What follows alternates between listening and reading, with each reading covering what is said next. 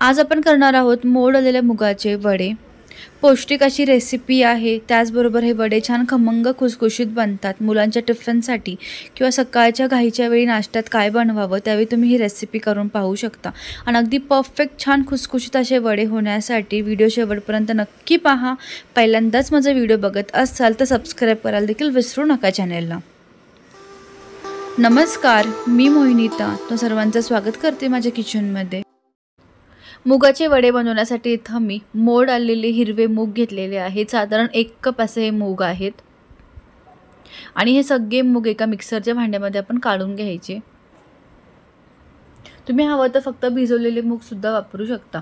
त्यानंतर ह्यामध्ये 3 ते 4 हिरव्या मिरच्या, थोडंसं अद्रक आणि 3 ते 4 लसणाच्या पाकळ्या घेऊन अशी मी ही पेस्ट करून यामध्ये वापरलेली आहे। आता यामध्ये पाणी न टाकता मिक्सरमधून ह्याची आपण भरड वाटून घ्यायची। तर इथं मी अशी ही भरड मिक्सरमधून काढून घेतलेली आहे। ह्याच पद्धतीने वाटून घ्या, खूप जास्त पेस्ट करून घ्यायची नाही आपण मुगाची। त्यानंतर एका बाउलमध्ये किंवा एका मोठ्या भांड्यामध्ये आपण हे वाटून घेतलेले मूग सगळे काढून घ्यायचे। आता ह्यामध्ये आपण टाकूयात अर्धा कप बेसन, त्याचबरोबर पाऊण कप इथं मी तांदळाचं पीठ घेतलेलं आहे।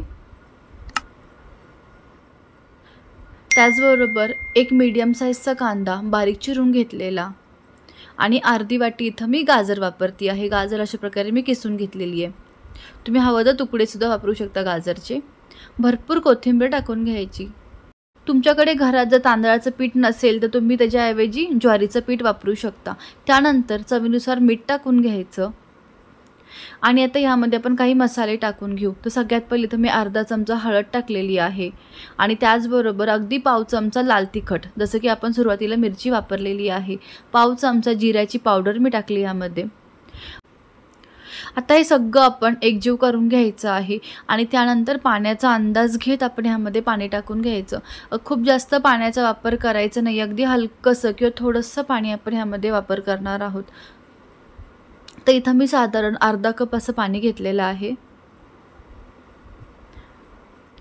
तर डाळ वडे करण्यासाठी ज्याप्रमाणे आपण पीठ भिजवतो अगदी त्याच पद्धतीने हे पीठ भिजवून घ्यायचं आहे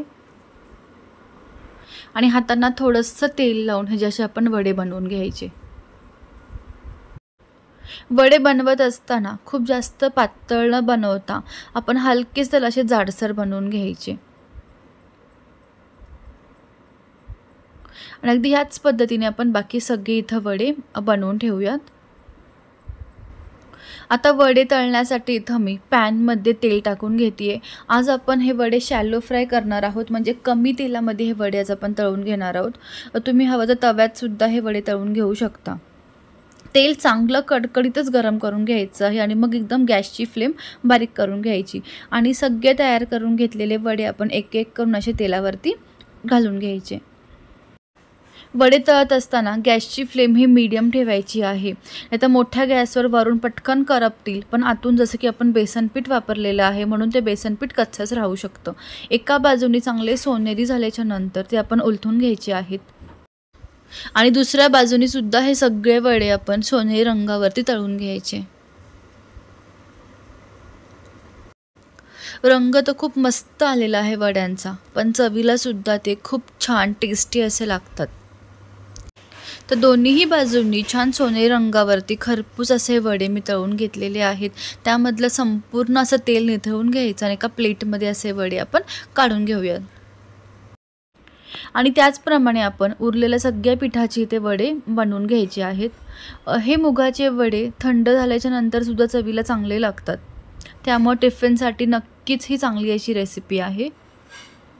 तसंच मी चॅनलवरती मेथीचे वडे, त्याचबरोबर आणखीन बऱ्याच रेसिपीज अपलोड केलेल्या आहेत, त्यासुद्धा नक्की एकदा जाऊन पहा।